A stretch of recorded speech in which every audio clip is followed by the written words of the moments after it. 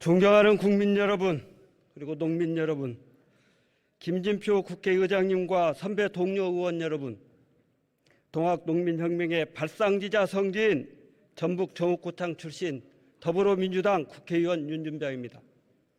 저는 오늘 양곡관리법 일부 개정 법률안의 제의를 앞두고 의원 여러분들께 초당적인 찬성 표결을 요청드리고자 이 자리에 섰습니다. 쌀 재배 농가의 소득 안정과 식량 안보를 목적으로 하는 양곡관리법 일부 개정 법률안은 지난 3월 23일 국회 본회의를 통과했습니다. 법안 내용은 순박합니다. 정부가 실효적인 쌀 생산 조정을 제대로 실시해서 남는 쌀을 최대한 줄이고 쌀값 안정을 유지하라는 것입니다. 또한 쌀 생산 조정이 이행되지 않아서 쌀값이 5 내지 8% 이하로 하락할 경우에는 정부가 의무적으로 쌀 초과 생산량을 격리해서 최근과 같은 쌀값 폭락만은 막아달라는 내용입니다. 그러나 정부는 자료를 왜곡해 가면서 시장격리 의무제가 도입되면 나라의 재정이 거덜나는 양 국민을 속였습니다. 농촌경제연구원의 엉터리 연구 보고서를 토대로 총리는 허위사실을 적시한 대국민 담화문으로 대통령 역시 허위사실에 근거한 제2욕으로 각각 국민을 기망했습니다. 한덕수 총리는 지난달 대국민 담화문에서 양곡관리법 개정안을 남는 쌀 강제 매수법, 쌀이 남아도는 영구히 무조건 사들이는 법이라고 매우 부정적인 프레임을 씌웠습니다.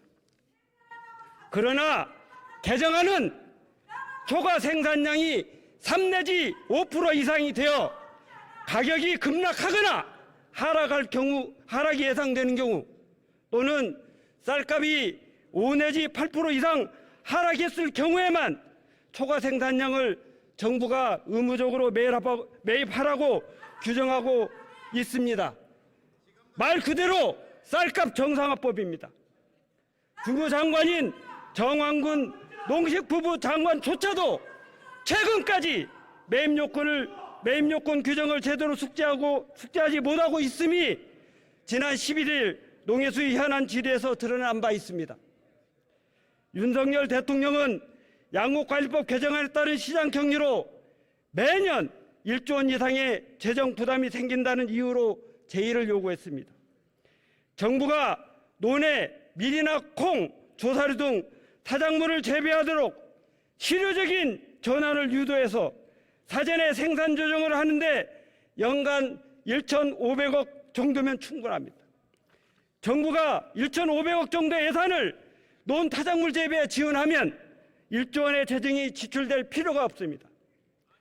총리의 대국민 담화문과 대통령의 제2요구서에서 전문가의 의견으로 인용한 농촌경제연구원의 연구보고서가 쌀 생산 조정을 반영하지 못한 채 잘못된 전제와 추론에 따라 작성되었다는 사실도 농해수위 현안 질의를 통해 확인되었습니다.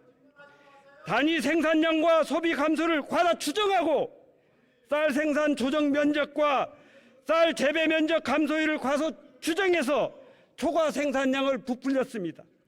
경실련도 이를 명확하게 인정한 바 있습니다. 벼 재배 면적이 증가된 연도에는 쌀 시장 격리를 시행하지 않을 수 있도록 규정되어 있음에도 1조 원의 쌀 매입 예산 지출이 발생하는 것으로 분석했습니다. 정부는 쌀 시장 격리 의무화로 쌀값이 높아지면 벼 재배 면적 감소를 목적으로 하는 생산 조정이 어려워서 쌀 공급 과잉이 심화될 것이라며 제2요구의 논거로 제시했습니다. 그러나 근본 개정안에서는 생산 조정을 제대로 하자고 논 타작물 재배 지원 근거를 규정했습니다.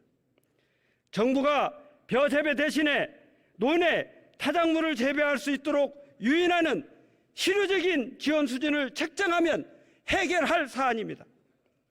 근본 양곡관리법 개정안에 대한 대통령의 제2요구는 허위사실 등 잘못된 논거로 행사된 것이 명백합니다.